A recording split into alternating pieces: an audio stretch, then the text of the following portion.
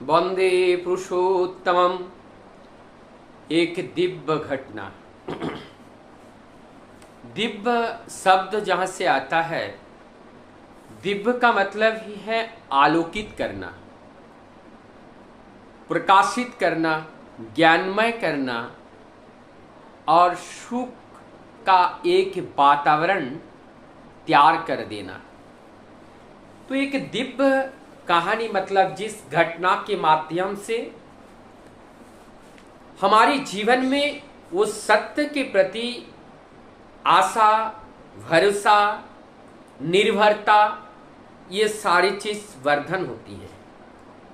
ऐसा ही एक घटना हमारे परम श्रद्धेय श्री सुखदार रंजन देव, नाम है सुखदार रंजन देव।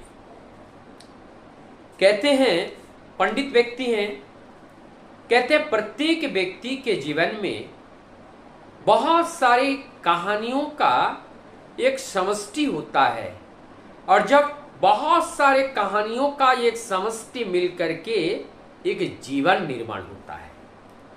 आप बताइए तो किसके जीवन में घटना रहित है? किसका जीवन? जीवन हम किसको कहते हैं?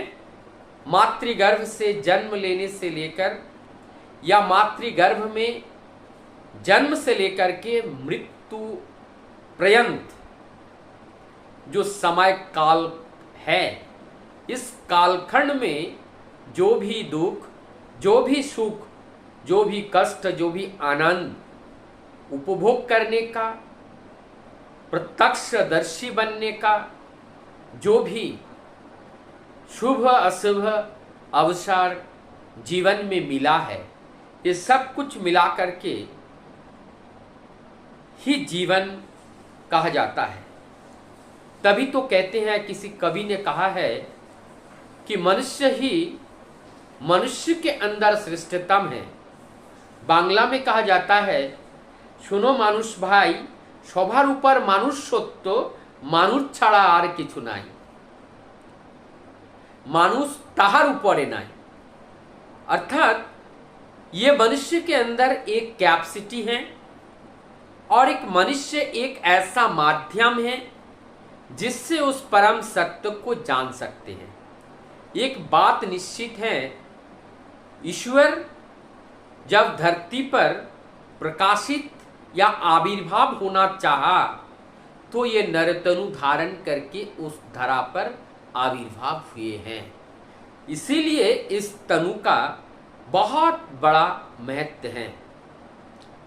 अब एक घटना जो घटित हुआ हमारे श्री सुखदार रंजन देवजा के जीवन में, उस बात को बताने का प्रयास कर रहा हूं। दादा लिखते हैं अपने कलम से, 1950 दूसरा 2 अक्टूबर ठाकुर जी का सतनाम से वो दीक्षित होते हैं, और 1951 14 अप्रैल को परम दयाल श्री ठाकुर जी से साक्षात या सानिध्य प्रणाम दर्शन करने का सौभाग्य प्राप्त होता है। वही 1951, और वहां ठाकुर जी के पास दर्शन प्रणाम के लिए जाते हैं, और उनको जब देखते हैं और उनसे जब बात करते हैं, और उसके बाद आकलन नहीं कर पाते हैं, केवल यही सोच पाते हैं कि ये अकल्पनीय है। मनुष्य अपने बुद्धि से ये स्वर्गीय जो भाव है, इसका वर्णन ये इंद्रियातीत है। इस इंद्रिय के माध्यम से या बुद्धि के माध्यम से इससे आनंद को उपभोग नहीं किया जा सकता है। तो ये इसके परे हैं, ये उपभोग इनसे परे है। तब एक बात उन्होंने कहा कि हम लोगों ने सुने हैं कि ब्रह्मा विष्णु महेश्वर ये त्रिदेव हैं, ब्रह्मा विष्णु महेश्वर। और वो कौन है? एक सृजनकर्ता, एक पालनकर्ता, एक संहारकर्ता। एक जनरेटर है, एक ऑपरेटर है, एक डिस्ट्रॉयर है, एक संहार करता है। हमारे श्री शुद्धारंजन देवता कहते हैं हमने साक्षात ब्रह्मा विष्णु महेश्वर एक ही शरीर में दर्शन किए हैं। तो ठाकुर कौन है? परम दयाल श्री ठाकुर वही ब्रह्मा है, वही विष्णु है, वही महेश्वर है। इसलिए कहते हैं गुरु ब्रह्मा गुरु विष्णु गुरुदेव महेश्वर गुरुरेव परम ब्रह्म तस्मै श्री गुरावे नमः। तो गुरु ही ब्रह्म है, गुरु ही विष्णु है, गुरु ही महेश्वर है। जिस बात को हम स्तुति करते हैं, वंदना करते हैं, आज हमारे श्री शुद्धारंजन देवता साक्षात इस चर्म चक्षु से उसी चीज का दर्शन किए हैं। अब उनका जो विश्वास है वो विश्वास और अटाल हो जाता है, वो विश्वास और निडर हो जाते हैं, वो विश्वास और पक्का हो जाते हैं। अब जो अगले पड़ाव का जो घटना होता है वह है 1955 का। अब वो किसी सरकारी कार्य को लेकर के वो सिलचर में चले जाते हैं और तब कहते हैं मेरा जो बड़ा बेटा है वो केवल 13 महीने का है और उन लोगों को लेकर के आप सिलचर नया जगह आते हैं।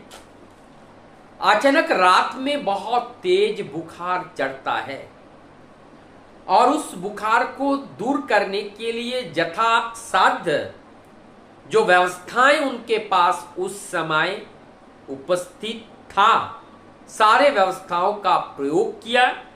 उसके बाद आसपास के जो डॉक्टर थे उन डॉक्टरों को भी बुलाया गया, सभी ने अपना अपना औषधि दिया।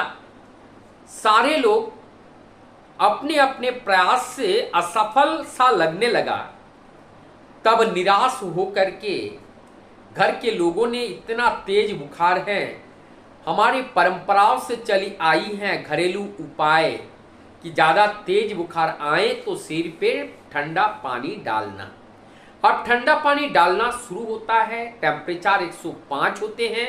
इसी बीच में वो लड़का बेहोश होता है और उनका आंखें मोटा मोटा हो जाते हैं, शरीर ठंडा पड़ जाता है और कड़ा हो जाता है, सख्त हो जाता है पूरा शरीर। तब पूरा घर के लोग रोने लगते हैं, बिलखने लगते हैं। कौन किसको सांत्वना दे, सब रोने लगते हैं। इस बात को जब ये आवाज हमारे श्री शुद्धारंजन देवता के कर्ण तक पहुंचे, आप समझ सकते हैं जो एक पिता है और अपने पुत्र की इस स्थिति को देखकर और परिवार के लोगों की जो व्याकुलता है, उस व्याकुलता को देखकर वो कैसे स्थिर रह सकता है। दौड़ते हुए आते हैं और जो ठाकुर घर है, जो मंदिर बना रखे हैं, जो ठाकुर जी का विग्रह जहां पे स्थापित कर रखे हैं, परम दयाल श्री ठाकुर जी का विग्रह अपने हाथ में लेते हैं और कहते हैं बताओ ठाकुर बताओ, आप हमारे संतान को किसके पास ले जा रहे हो, मुझे बताना पड़ेगा, आप मुझे बताओ। ये कहने लगे और रोने लगे और कहते हैं आज अगर मेरे संतान का कुछ हुआ तो तुम्हारा ये विग्रह मैं टुकड़ा टुकड़ा कर दूंगा और तत्पश्चात ये रस्सी से मैं अपने गले में फांसी लगाकर अपना जीवन को भी यहाँ पर समाप्त कर दूंगा। ये वक्त की व्याकुलता समझिए या निर्बोधता समझिए या वो क्षण में जो घटित हुआ पल भर के अंदर, वो अपने मन में जो आया वही ठाकुर जी के पास उन्होंने अपना ज्ञापन दिया। लेकिन कुछ ही क्षणों में क्या हुआ, उस ठाकुर घर के अंदर से जहां पर उस बच्चा को लेकर के लोग उनकी उस बुखार के लिए जो पानी डाल रहे थे, हमारी श्री शुद्धारंजन देवता कहते हैं कि मेरी आंखों के सामने से 2-3 रंग की एक रोशनी इस तरह से निकलती हुई गई कि जहां वो लड़का सोया हुआ था उस घर तक सब आलोकित हो गए और चारों ओर से झंकारित हो उठा और उस बच्चा रोने लगा और उस रोने की आवाज श्री शुद्धारंजन देवता के कान पर, जहां वो मंदिर के सामने बैठे हैं, उनके कान तक पहुंचा। तब ठाकुर जी को उस मंदिर में पुनः स्थापित करके उनके चरण पर बैठ करके दोनों आंखों से निर्झर अश्रु बारिश की तरह बरसन हो रही थी और ठाकुर जी से अपने कृतज्ञता और अपने अकर्मण्यता एवं अपने जो निर्बुद्धिता की जो परिचय है वो सता ही देने लगे। ठाकुर, मैं अज्ञानतावश जो समझ में आया वो मैं बताया हूँ, मुझे आप क्षमा करना। आप दयालु हैं, आप कृपालु हैं। आपकी इस दया दृष्टि की बात को किसी से मैं अपने शब्द से बयान नहीं कर सकता हूँ। जिन्होंने इस विचित्रता को अपने चर्म चक्षु से देखा नहीं है वो इस बात को कभी कल्पना नहीं कर सकते हैं, विश्वास तो दूर की बात। तो ऐसी घटनाओं के बीच में हम गुजरे और हम धीरे धीरे हमारा वो संतान जहाँ पर उनके सिर पर पानी डाला जा रहा था वहाँ तक पहुँचते हैं और पहुँचने के बाद देखते हैं कि उनके शरीर में चेतना वापस आते हैं। वहाँ जितने लोग थे और जो डॉक्टर थे सभी लोगों ने कहा कि ये चमत्कार से कम नहीं, मृत्यु प्राय देह में पुनः प्राण का संचार होना ये अलौकिकता के अलावा और कुछ नहीं हो सकता है। तब जो डॉक्टर वहां पे आए थे उन्होंने आकर के जो अशुद्ध दवाई देना है वो दवाई दे करके चले जाते हैं, लेकिन वो जानते हैं कि इनका प्राण वापस आना बड़ा मुश्किल है। लेकिन माता पिता के मन को प्रबोध देने के लिए उन्होंने हाँ में हामी भरते हुए एक व्यवस्था बता करके जाते हैं और दूसरे दिन वो आते नहीं हैं। जब सुनते हैं कि वो लड़का ठीक है तभी वो डॉक्टर स्वयं ही घर पर आते हैं। आकर के उस सब बच्चे का जो स्वस्थता, उनकी जो उन्नति है, जीवन की उन्नति को देख करके भाव विहल हो जाते हैं। तब कहते हैं, देखो श्री शुद्धारंजन देव जी, आप एक पास कान खोल करके सुन लो कि मैं आपके ठाकुर जी का शिष्य नहीं हूं, उनका अनुयायी नहीं हूं, लेकिन मैं निश्चित रूप से ये मानता हूं ये चमत्कार आपके ठाकुर का ही है। इसके अलावा मैंने आज इस वृद्ध अवस्था में आ गया हूं डॉक्टरी करते करते, इस तरह का विचित्रता, इस तरह का अलौकिकता मैंने जीवन में कोई दूसरा नहीं देखा जो आज यहाँ पर घटित हुआ है। अनेकों लोग कितने तरह से गंजना प्रपंचना करते हैं परम दयाल चिच्ची ठाकुर जी के विरुद्ध में, लेकिन आज मुझे समझ में आया वो कौन है, वो कैसे हैं और मैं उनको इसीलिए श्रद्धा करता हूँ। इस बात को सुनकर श्री शुद्धारंजन देवता फिर दोबारा रोने लगते हैं। अपने ठाकुर जी के पास अपनी अज्ञानतावश जिस बयान को उन्होंने दिया था, जिस बात की प्रतिश्रुति को वहां पे रखी थी, उस बात को याद करते हुए वो सोचते हैं कि मैंने ठाकुर को कितना कष्ट दिया। हाँ, इस बीच में और एक घटना हो गया। उनका इस बालक का नाम ठाकुर के द्वारा ही रखा गया था। उनके जो धर्म पत्नी थी वो धर्म पत्नी भी रोने लगे और कहने लगे, ठाकुर आपका दिया हुआ नाम है इस बालक का, क्या उस नाम का अपमान नहीं होगा यदि ये बालक अपने कुसुम अवस्था में अग प्राण को छोड़ देते हैं तो इस देह पंच तत्व में विलीन हो जाएगा। ये परम पिता परम दयाल आपसे भिक्षा प्रार्थना करता हूँ कि आपका दिया हुआ जो नाम है इस नाम का अपमान ना हो।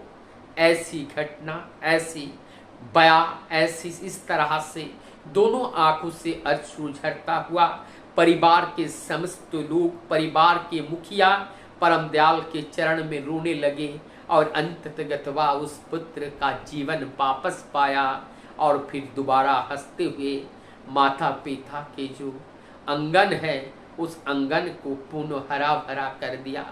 पुनः उनकी किलकारियाँ गूंजने लगी और उनके हृदय में प्रभु के प्रति जो प्रेम है, जो भक्ति है, जो श्रद्धा है, वो करुणा है, वो भाव है, सब वर्धित होने लगा। चारों ओर ठाकुर जी का जय जयकार करने लगे।